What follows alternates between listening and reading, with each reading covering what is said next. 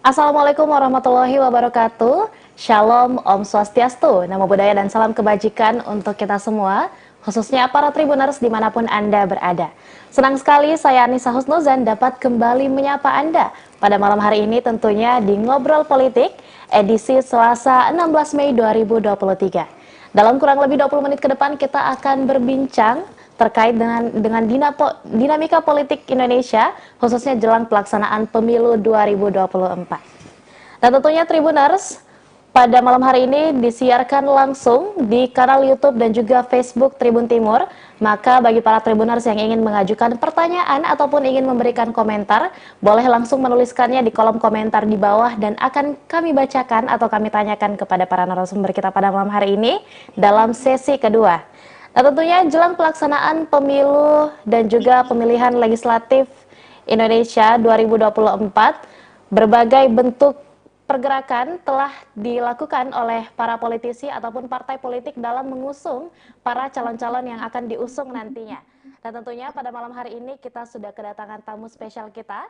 Yang pertama ada Bapak Dr. Firdaus Muhammad MA, selaku pengamat politik Universitas Islam Negeri Alauddin Makassar.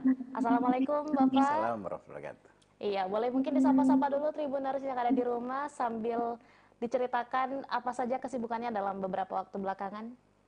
Saya lebih fokus untuk mempersiapkan haul mertua saya, Oke. Antargurta Kiai Haji Muhammad Harisa. Oke. Di samping juga tugas kampus sebagai tugas pokok gitu. Iya, Masya Allah luar biasa. Kalau dari latar belakang pendidikan Bapak Firdaus sendiri, apa Pak? Saya sebenarnya latar belakangnya di UIN ya, S1, S2, S3.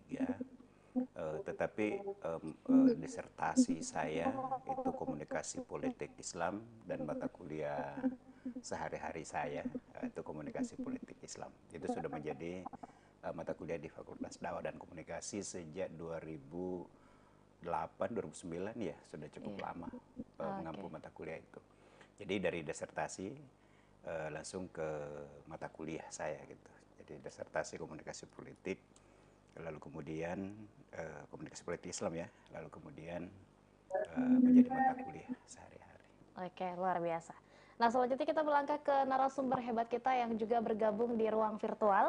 Ada Bapak Asprianto, selaku calon anggota legislatif dari fraksi Partai Nasdem, DPRD Jeneponto. Assalamualaikum, Pak Asprianto. Waalaikumsalam, Bu. Pak Masya Allah, luar Dokter, biasa. Ya, guys. apa kabar? Boleh mungkin Pak, Alhamdulillah, alhamdulillah. Baik. boleh mungkin Pak disapa terlebih dahulu para Tribuners yang ada di rumah, sembari dijelaskan apa saja kesibukannya dalam beberapa waktu belakangan, terlebih lagi dalam mempersiapkan pemilihan legislatif juga 2024, Pak.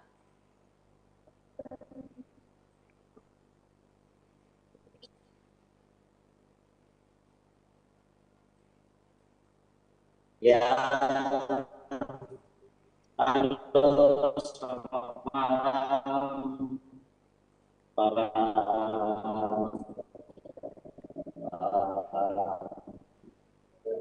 pencinta Tribun. Eh, ini malam kita bersama Tribun melakukan live kesibukan bergerak di usaha, umpamanya, dan ada beberapa kami lakukan. Lalu pelaku UMKM.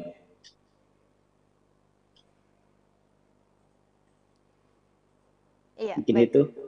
Oke. Nah, sekaitan dengan tema kita pada malam hari ini yang dimana Ya, pemilu halo. diminati, ya Pak, bisa mendengar suara saya?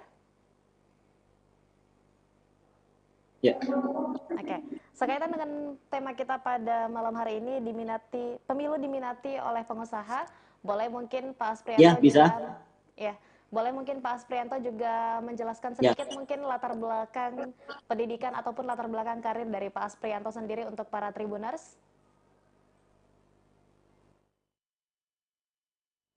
Keluar ya.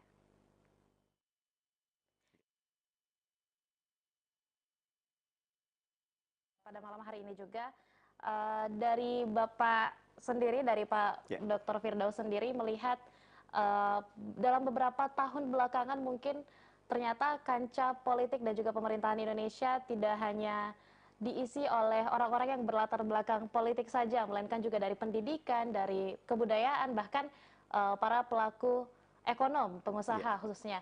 Bagaimana mungkin Bapak sendiri melihat hal ini seperti itu, Pak?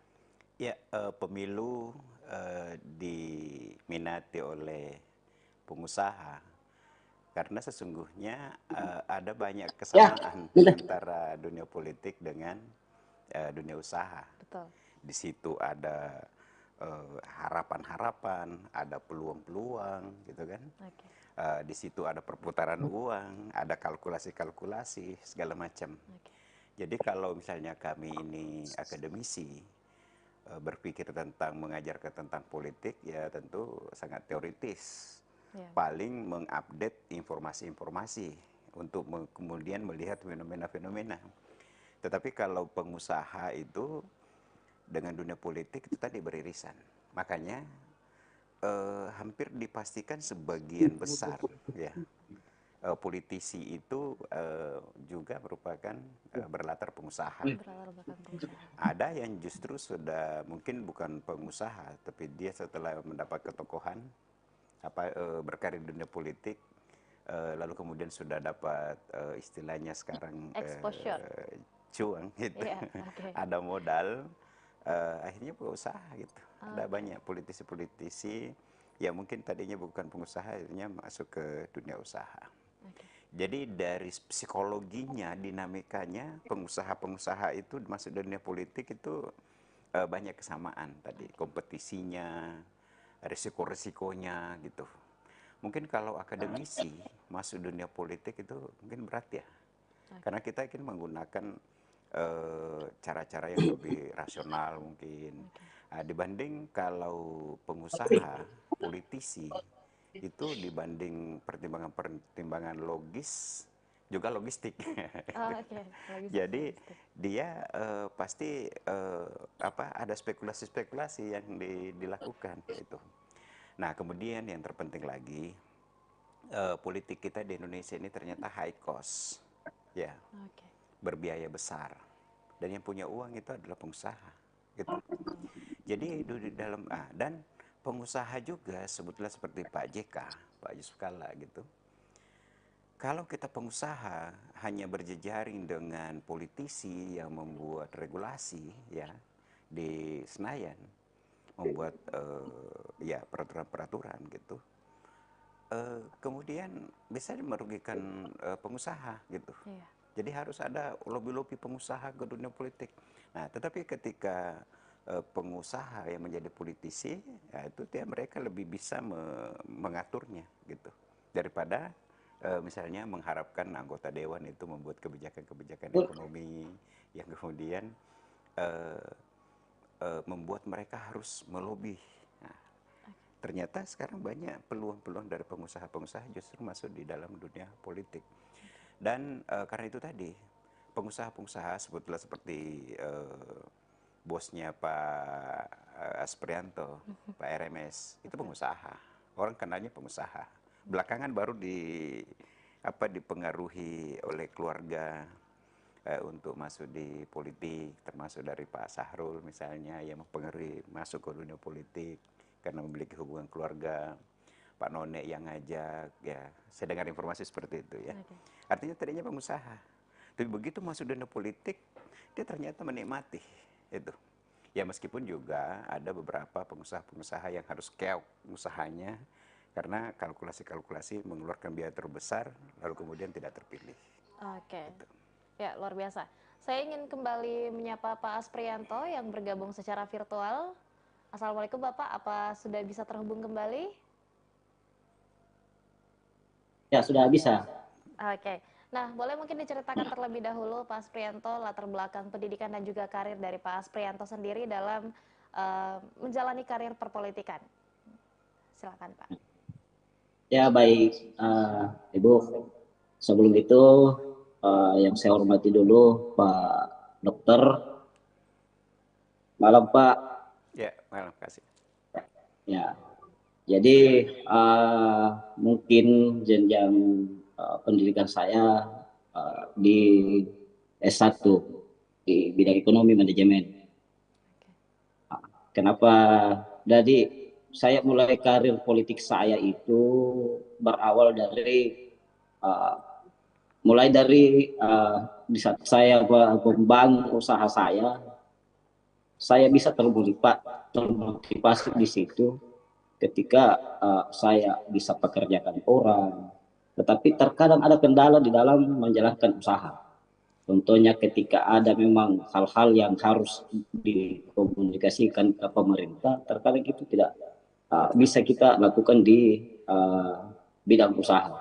Dan memang kita selaku pelaku usaha memang butuh dukungan dari pemerintah daerah khususnya atau pemerintah pusat, pemerintah provinsi. Kenapa saya bilang contoh kasus, seumpamanya kita ini selaku pelaku usaha mau mengajak ini para pelaku UMKM seperti apa yang saya sampaikan tadi, ya tentulah butuh perhatian dari pemerintah. Karena kalau di bidang usaha saya saja sendiri itu terbatas untuk bisa memperhatikan orang. Makanya dari situlah saya mulai berpikir lebih bagus saya masuk di dunia politik sambil tetap jalankan usaha kami, usaha saya. Setelah saya uh, begitupun saya masuk di dunia politik, saya tetap jalankan usaha saya. Tetapi harus saya mampu membagi waktu baik di usaha saya maupun di dunia politik saya. Contoh kasus waktu saya dulu di periode 2014-2019, karena kebetulan saya sempat duduk di 2014-19 lewat Partai Golkar. Di situ saya mulai tunjukkan ke masyarakat Jeneponto khususnya di dapil saya, dapil Binam Turatea, bahwa ketika saya ada di sana saya bisa membangun para pelaku usaha UMKM. Apakah kami sampaikan ke dinas bahwa lakukan dulu pelatihan supaya setelah terlatih dia mahir di bidangnya masing-masing, apakah di dunia perbengkelan, apakah itu di pertukangan. Tetapi setelah itu bukan sebatas pelatihan saja, harusnya pemerintah juga harus memberikan bantuan peralatan. Jadi saya dan saya coba itu waktu saya dulu di DPR, ya memang sampai sekarang masih ada para konstituen saya yang sempat saya lakukan itu, sampai sekarang dia kembangkan usahanya, akhirnya sekarang tidak butuh lagi uluran pemerintah untuk jalankan itu usahanya.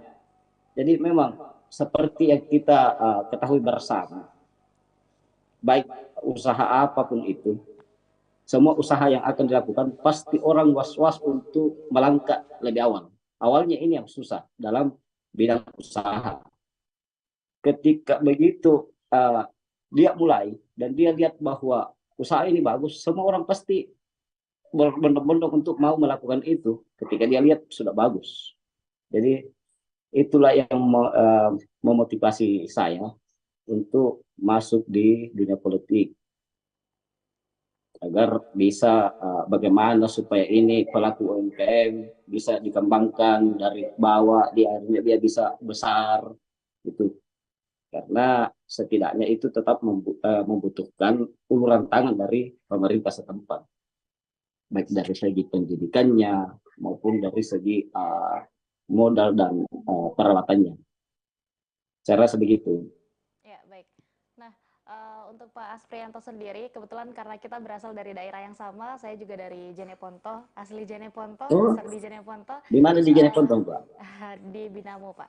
Nah, yang ingin Oh iya. kemudian yang ingin kemudian saya tanyakan juga adalah jika memang Bapak sendiri selaku salah satu bagian dari pemerintah juga sebelumnya melakukan banyak sekali agenda di masyarakat tentunya melalui agenda pemberian pendidikan dan juga penyuluhan terhadap masyarakat dalam dalam rangka membangun perekonomian daerah. Bagaimana kemudian Iya. Pak Asprianto bisa membagi waktunya jika Memang sembari menjalankan tugasnya sebagai anggota legislatif, tapi juga masih menjalankan usahanya, Pak. Jadi intinya begini, Mbak. Di DPR itu kan sebenarnya ketika mau memang berbuat banyak, sebenarnya tidak harus banyak-banyak dulu di kantor sebenarnya. Yang harusnya dia lakukan supaya anggota DPR ini paham dengan kondisi yang ada di wilayahnya, harusnya rajin-rajin turun. Sementara usaha yang kami jalankan ini memang bersentuhan langsung dengan masyarakat, selalu berhubungan dengan apa-apa yang jadi kebutuhannya masyarakat, begitu. Jadi saya rasa tidak sulit buat saya pribadi, ketika saya terpilih kembali menjadi anggota DPR untuk membagi waktu kami antara tugas yang ada di DPR dengan tugas saya di usaha kami. Kecuali kecuali usaha yang bergerak di bidang konstruksi, tetap saya itu harus berhenti di situ,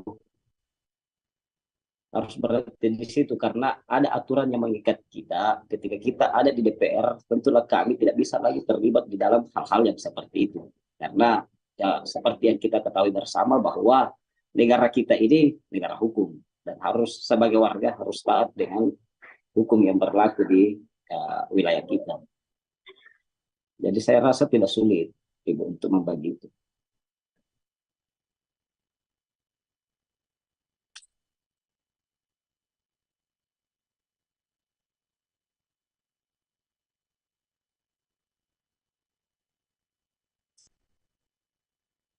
Luis.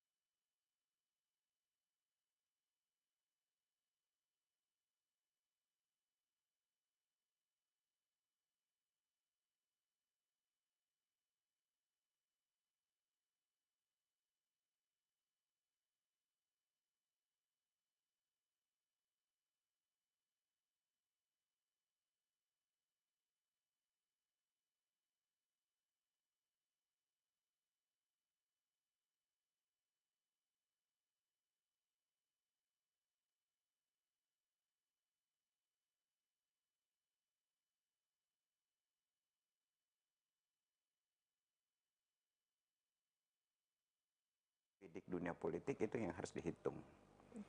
Nah, dan kadangkala orang menganggap di dewan itu dunia yang nyaman, menjanjikan kesejahteraan, fasilitas. Kadang-kadang ada caleg yang tidak tahu di mana itu kantor DPRD, kantor ini, gitu.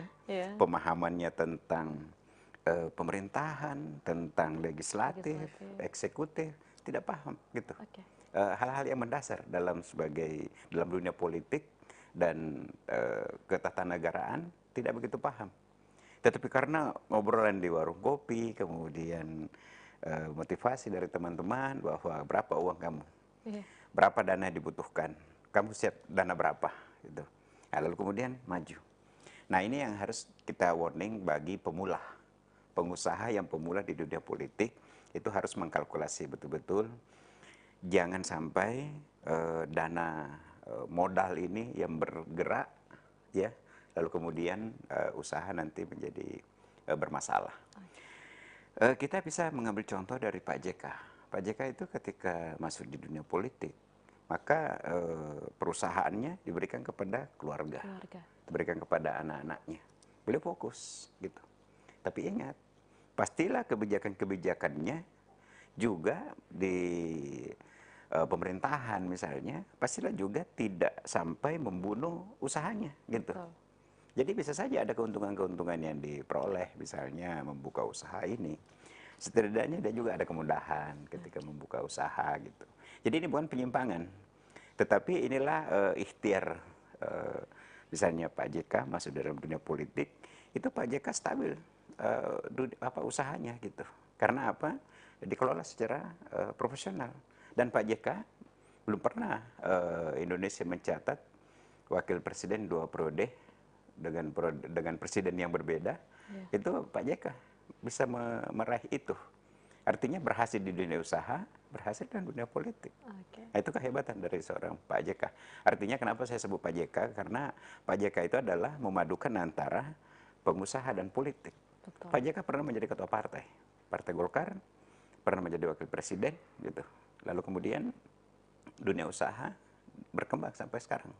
Kita tidak melihat usaha Pak JK itu stagnan atau justru menurun. Tidak, justru berkembang. Karena apa? Ada yang mengelola. Nah, kemudian tadi bahwa anggota DPR itu kan tidak selamanya harus di kantor. Begini, anggota DPR itu kan tugasnya apa? Nah, inilah juga kadang-kadang ya, tugasnya itu kan sederhana sekali. Kita melihatnya. Dia hanya melakukan tugas legislasi, bikin undang-undang, perda gitu, aturan-aturan, pengawasan, budgetin, anggaran. Jadi dia hanya mengalokasikan anggaran-anggaran yang kemudian akan dipergunakan oleh eksekutif, termasuk anggaran yang mereka kelola. Nah, anggota DPR itu tugas utamanya adalah bicara. Jadi dia harus berbicara di situ, yang kemudian ketika dia berbicara membawa aspirasi masyarakat. Nah, bagaimana dia mendapatkan aspirasi masyarakat? Mereka mendapatkannya dari proses reses.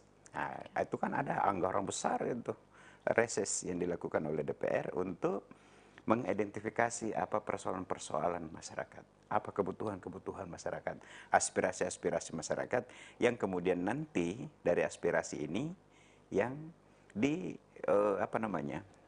dibincangkan di DPR. Jadi bisa ada aspirasi masyarakat, bisa juga ada aspirasi dari dia. Jadi memang masyarakat belum berbicara soal isu ini. Tetapi ketika dilihat bahwa ini menjadi kebutuhan masyarakat, maka dilakukan. Jadi Anda bayangkan kalau model Pak Asprianto misalnya di DPR selaku pelaku usaha, ya, kemudian memahami bagaimana misalnya masyarakat, taruhlah di Jeneponto, itu petani, ya, di sana kan banyak jagung misalnya. Bagaimana supaya ekonomi masyarakat ini bagus? Nah, bagaimana cara menjualnya? Bagaimana mendistribusikannya? Lalu kemudian ketika turun, ternyata yang menjadi persoalan adalah bibit. Nah, kemudian mungkin infrastruktur untuk mobilisasi hasil bumi. Nah, itu anggota DPR bisa bahwa ini ternyata masyarakat cara panennya seperti ini, kemudian masih ada tengkulak gitu misalnya, atau hal-hal lain yang justru merugikan masyarakat. Nah, kalau DPR aktif reses dengan menyerap aspirasi dari masyarakat, itu bisa secara efektif di DPR dia mengusulkan itu. Atau justru memang apa tuntutan masyarakat. Jadi selama anggota DPR itu bisa mendengarkan aspirasi masyarakat, lalu kemudian dipahami juga sesuaikan dengan aturan-aturan. Karena kadang-kala juga masyarakat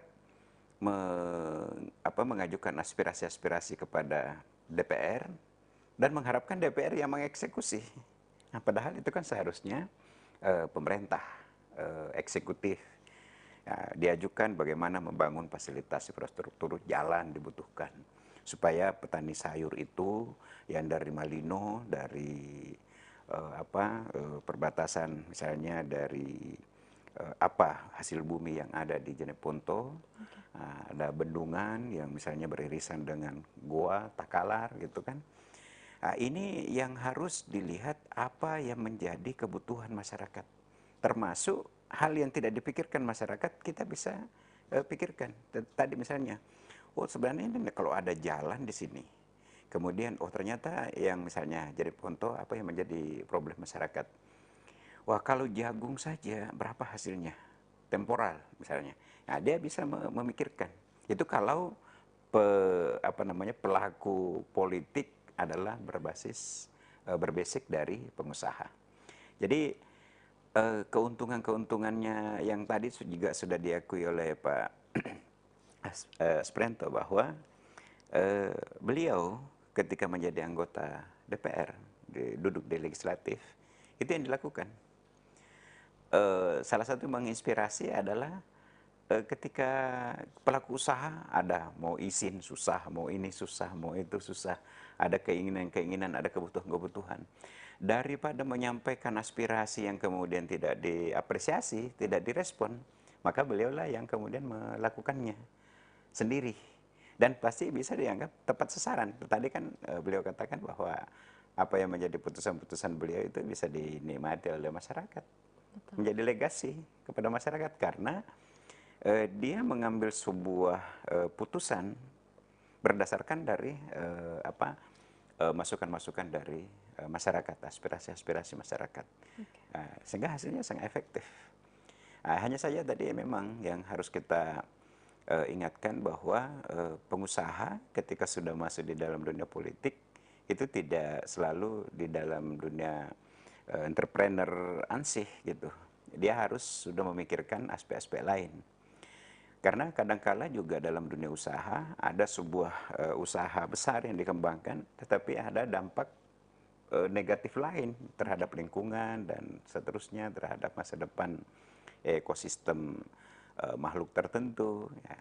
Jadi misalnya kalau di bidang konstruksi atau apa namanya itu, taruhlah perumahan-perumahan gitu kan, pembuat perumahan-perumahan, sawah dihabisi dan akhirnya kan mengirim banjir di tempat lain, di tempat dia tidak. Tetapi setelah dia dibikin pemukiman di situ berdampak di tempat lain. Nah, ini kita tidak hanya memikirkan dampak ekonomisnya, tetapi dampak ekologisnya juga harus dilihat, dampak lingkungan. Nah, ini kalau seorang politisi pengusaha itu tidak boleh hanya dalam kacamata entrepreneurship ansih, entrepreneur semata gitu, tetapi harus melihat aspek-aspek lain sehingga dalam kehidupan kita dari semua fraksi-fraksi yang ada, dari semua komisi-komisi yang ada, itu ada titik temu yang mengarah untuk konsensus yang dilahirkan aturan-aturan yang dari konsensus para anggota DPR itu bermanfaat bagi masyarakat. Okay. Nih, supaya masyarakat juga melihat apa sih sesungguhnya yang diperjuangkan, apa sesungguhnya yang dilakukan oleh anggota DPR. Kadang-kadang anggota DPR itu sudah mengerjakan sesuatu yang sangat monumental, tetapi masyarakat tidak merasakannya gitu. Jadi sudah membuat ada aturan ini, ada aturan itu. Ketika disampaikan ke masyarakat, masyarakat mengatakan saya tidak masyarakat tidak tahu apa efek dari kebijakan itu. Apalagi kalau tidak terkait dengan infrastruktur yang langsung secara kasat mata bisa terlihat oleh masyarakat. Betul. Nah, jadi kalau pengusaha masuk dalam dunia politik bagi saya itu justru itu yang mendominasi. Okay. Karena apa? Dia punya modal. Nah, ada yang punya modal sosial seperti artis, pernah tren dulu. Betul. Artis-artis masuk dalam dunia politik karena dia punya modal sosial. Dia orang terkenal. Karena keterkenalannya, dia. Tetapi kan banyak juga yang mengundurkan diri, banyak juga yang gagal, termasuk prestasi-prestasinya. Jadi ketika dia sudah duduk di situ, ada pernah Dede Yusuf, ada Rano Karno, ya pernah duduk di posisi-posisi strategis, dia membutuhkan kerja keras untuk beradaptasi. Bagaimana dia bisa berkontribusi ke masyarakat, memahami tentang pemerintahan, ya mungkin saja dunia baru bagi dia. Dia terpilih karena ketokohannya, popularitasnya. Tetapi ingat bahwa menjadi pemerintah atau anggota DPR itu sangat melelahkan. Sangat melelahkan karena jangan dikira nyaman menjadi anggota DPR. Jangan dikira nyaman menjadi wali kota, jadi gubernur. Saya itu kadang-kadang ketika melihat random acara gitu, kadangkala protokoler mengaturnya luar biasa. Tuh. Ini syukur-syukur itu kita pejabat-pejabat itu ya mungkin mereka sakit ya, kita nggak tahu gitu. Tetapi dari acara ini ke acara ini luar biasa. Kita kadang-kadang kalau sudah seharian beraktivitas, malamnya sudah harus butuh istirahat. Nah kadang-kadang mereka itu menerima. Nah, belum lagi ini ya problemnya. Ini bagi anggota DPR, bagi eksekutif, legislatif yang kerja sesuai dengan amanah tugasnya masing-masing, itu adalah bagaimana memanage, memberi solusi-solusi. Karena Anda bayangkan, setelah kita terima tamu ini datang minta bantuan, datang bawa masalah gitu. Nah, jadi memang ternyata jadi pemimpin itu, leader itu justru memang harus memobilisasi, mendistribusi, memberi solusi-solusi terhadap setiap persoalan-persoalan. Nah, saya kira itu tanggung jawab yang harus dipahami para caleg sebelum masuk di pentas politik, harus menghitung berapa dana Anda, jangan sampai dana modal usaha itu yang digerakkan itu terancam dunia bisnisnya. Dan ketika sudah masuk di dalam dunia politik, kalau bisa usaha itu didelegasikan kepada orang yang percaya supaya kita fokus mengurusi masyarakat. Sekali lagi, tidak gampang menjadi anggota DPR, tidak gampang menjadi bupati, wali kota. Betul. Tanggung jawabnya besar. Betul. Saya punya pertanyaan menarik, tapi kita tahan dulu. Kita kembali ke Pak Asprianto. Boleh mungkin karena Pak Asprianto sendiri secara pengalaman telah pernah menduduki posisi sebagai anggota legislatif sekaligus pengusaha, boleh mungkin disampaikan terhadap kita semua untuk para Tribuners khususnya terkait dengan apa-apa saja mungkin kendala yang paling berarti yang dihadapi oleh Pak Asprianto sendiri dalam mulai dari tahapan pencalonan, persiapan hingga duduk di kursi DPR sendiri. Apakah ada beberapa sentimen dari masyarakat atau seperti apa saja bentuk kendala yang dihadapi oleh Pak Asprianto sendiri? Ya, makasih banyak. Terkait kendala yang dihadapi di masyarakat, tentulah ada. Apalagi ini berkaitan dengan dunia politik. Namun prinsipnya buat saya bahwa cukup kita selaku manusia berbuat baik saja. Apapun ya ditanggapannya masyarakat, seperti apapun kecabatannya mereka, intinya satu, yang penting tetap kita berbuat baik. Bagaimana untuk mau melihat masyarakat, khususnya di Dapil Bina Muturatya itu bagaimana bisa sejahtera seperti yang disampaikan oleh kata Firdaus tadi. Tentulah itu selaku anggota DPR harus mampu memetakan bahwa di dataran tinggi untuk dunia pertaniannya seperti apa, dataran rendah dunia dia bergerak di bidang apa. Contoh kayak Turatia itu kita pahami bersama bahwa di bidang pertanian seperti apa yang disampaikan oleh Kanda Firdaus, mungkin perlu saya tambahkan bahwa ini masing-masing kita pahami bahwa hal-hal yang sering terjadi di masyarakat itu ketika dia musim tanam, harga baik itu beras maupun jagung, harga itu tiba-tiba naik. Tetapi ketika masuk musim panen, tiba-tiba harga melonjak turun.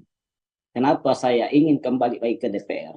Ingin sampaikan ke pemerintah bahwa sebenarnya harus pemerintah dan bersama anggota DPR ini ambil peranan bagaimana untuk bisa menstabilkan harga.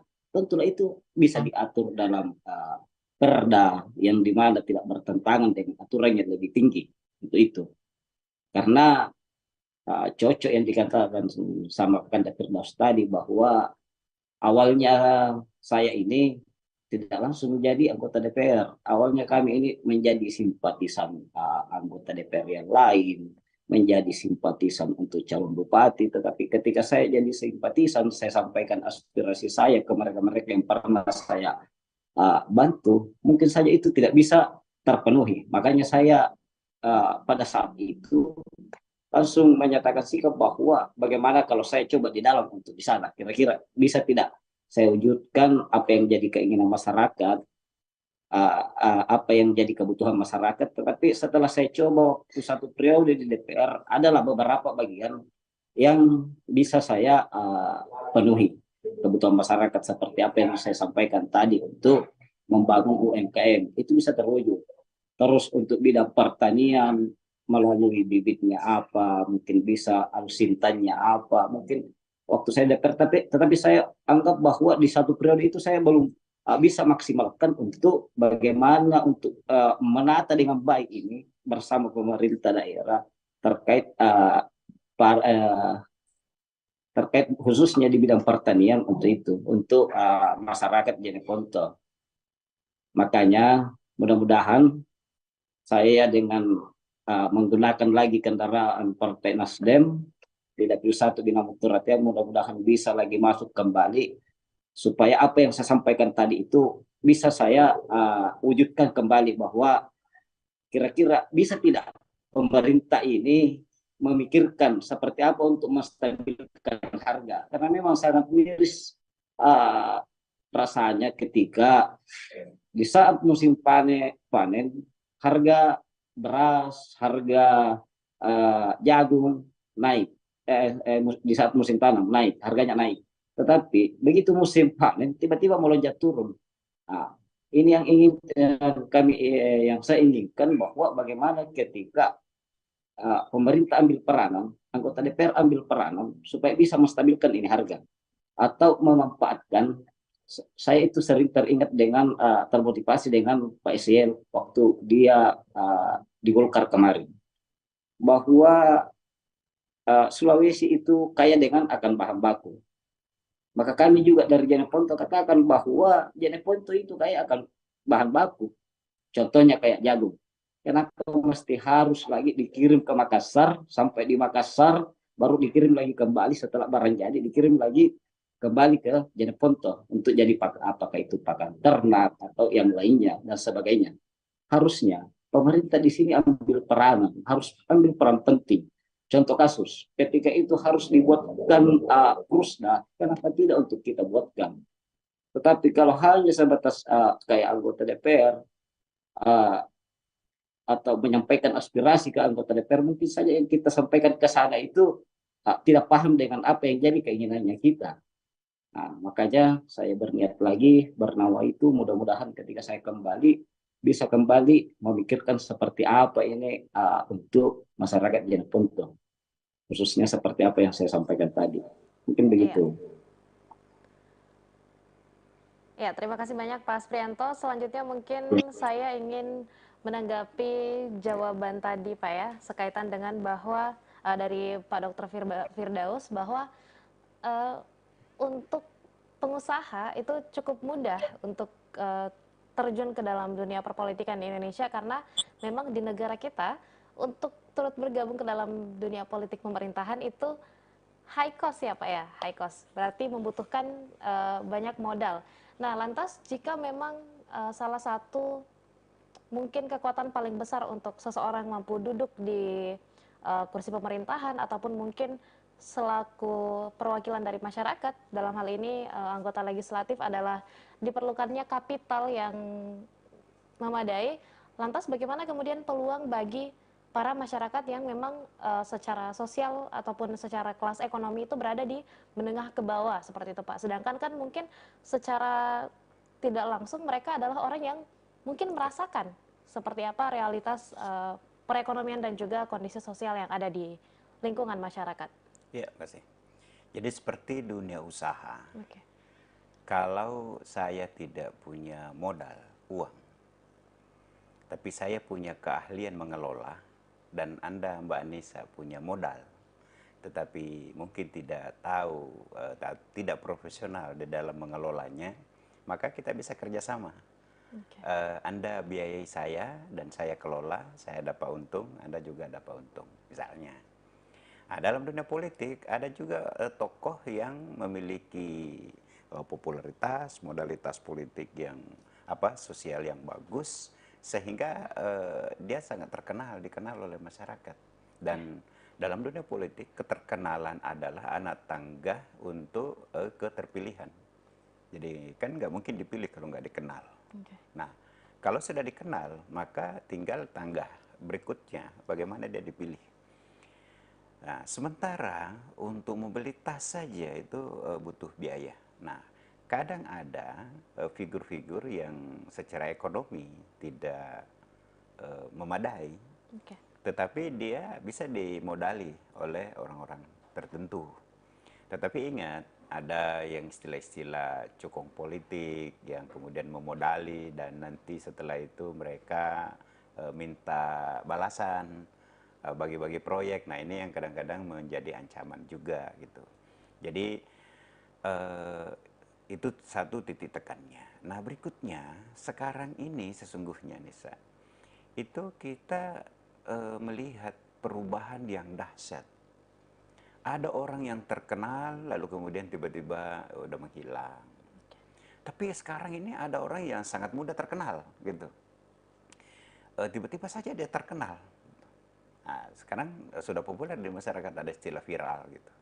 Jadi bagaimana sekarang politisi mengusahakan tidak menggunakan modal biaya yang sangat besar, apalagi seperti Pak Supriyanto yang sudah berpengalaman bahwa ternyata mengelola keuangan untuk politik itu harus ada eh, pengelolaan, ada mapping, ini biaya ini, biaya ini, biaya itu, termasuk menjaga nafas, mengatur nafas. Jangan sampai di awal-awal langsung ngebom gitu, mengeluarkan banyak, di akhir-akhir justru kehabisan.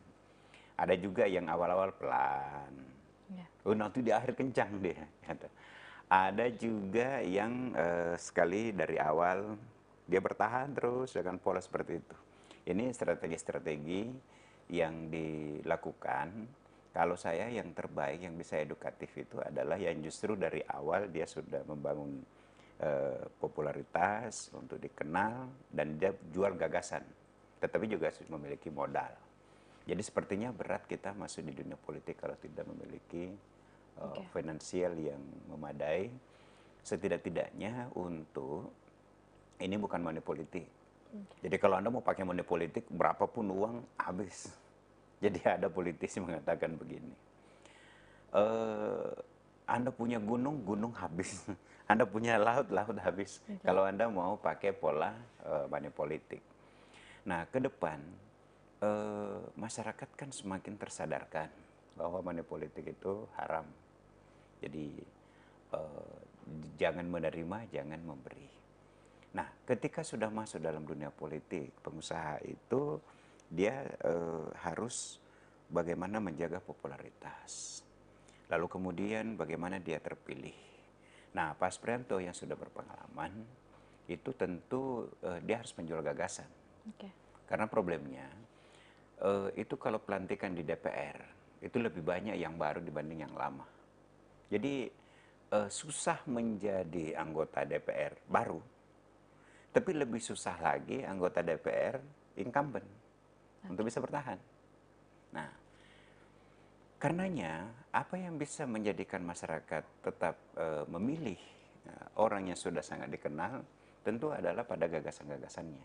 Nah, kalau misalnya seperti Pak Supriyanto ini itu menjual gagasan karena sudah memahami bagaimana kebutuhan masyarakat, bagaimana tata kelola di DPR, membuat perda itu harus melalui sidang berapa kali, ada proses-prosesnya. Dia paham. Jadi ketika dia paham di DPR, kemudian dia juga paham mitra dalam hal ini pemerintah. Setelah itu dia kemudian tahu tentang masyarakat, disitulah dia bisa melahirkan produk. Nah, produk politik yang bermanfaat bagi masyarakat. Nah, jadi memang dalam dunia politik ini sangat-sangat dinamis. Jadi yang harus dilakukan bagaimana mereka terkenal. Karena ada pengusaha juga tidak terkenal. Yang terkenal adalah usahanya, itu. Nah, nama usahanya, tapi orangnya tidak. Itu. Dan ada juga karena ini dunia baru, kadang-kadang mau mengelola nggak bisa, politik itu nggak bisa dikelola sendiri, ini harus kerja tim. Jadi saya harus punya tim media, saya harus punya orang yang mengatur keuangan saya, nggak bisa saya misalnya tidak punya bawa uang ketika turun ke daerah. Misalnya orang tiba-tiba harus ngumpul, harus ngopi-ngopi, masa saya dibayarkan? Misalnya kan hal kecil seperti itu. Nah, saya harus punya uang. Tetapi kalau saya, itu kan bisa saja ngasih orang. Sementara saya harus ke desa seberang. Saya harus ke kabupaten berikutnya, ke dapil berikutnya, gitu. Nah, kalau saya tidak mengelola keuangan saya, itu bisa habis. Nah, tidak tepat sasaran. Nah, karenanya harus ada tim yang mengelola keuangan, ada yang mengelola isu, ada yang merawat ketokohan, ada yang mengatur jadwal, dan lain sebagainya. Sehingga sebenarnya yang terberat itu bagaimana terpilih. Kalau sudah terpilih, kita tinggal mapping komisi saya apa, bergerak di bidang apa, lalu kemudian mitra kerja saya siapa, apa yang harus saya lakukan, tinggal itu.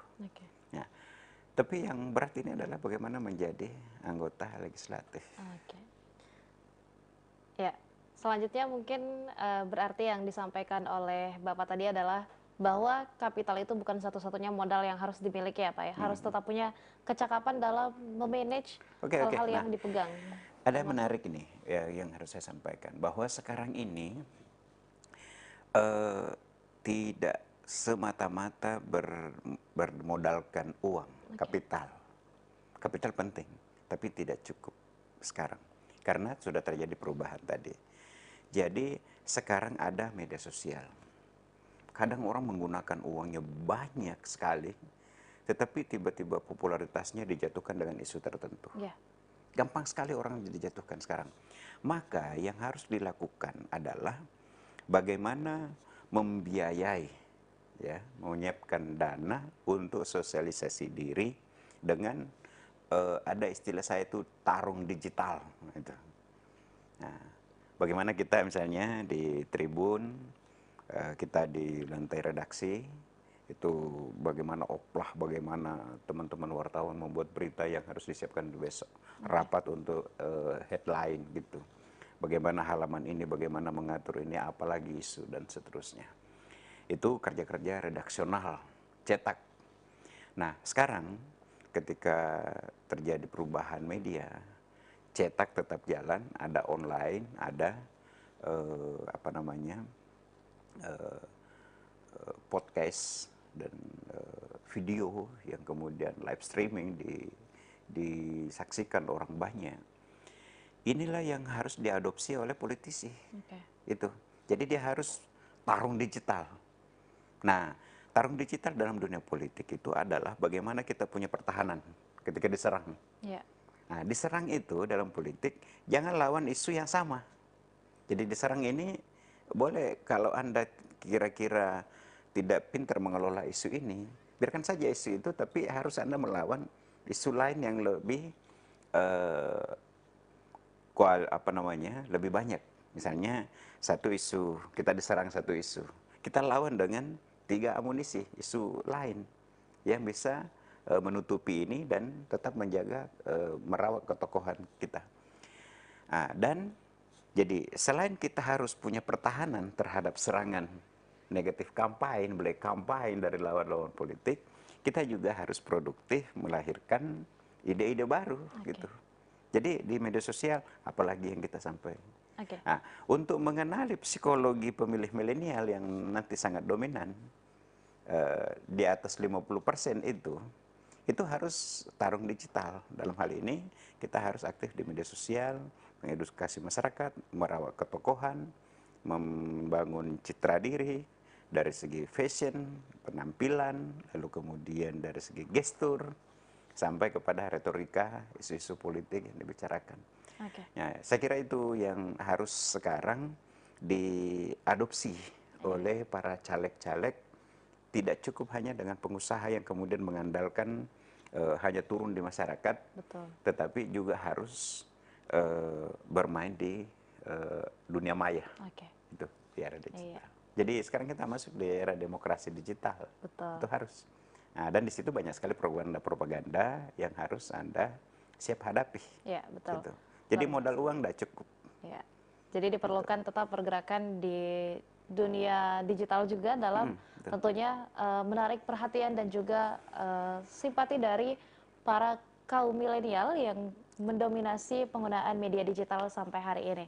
Nah, terakhir mungkin saya ingin menanyakan kembali kepada Pak Asprianto, apa mungkin yang ingin disampaikan sebagai bentuk saran-saran ataupun wejangan bagi para pengusaha muda ataupun pengusaha-pengusaha yang juga ingin terjun ke dunia politik, Pak, begitu?